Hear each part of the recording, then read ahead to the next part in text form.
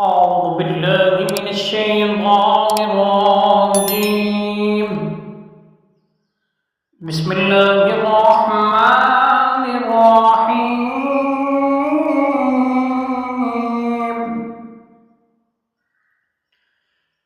إذا زلزلت الأرض زلزالها وأخرجت الأرض أثقالها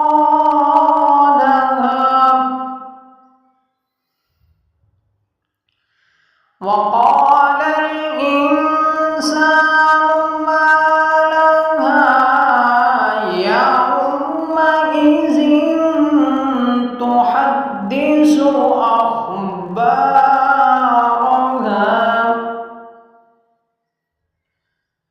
بأن ربك أوحى لها يومئذ يصدر الناس أشتاتا ليروا أعمالهم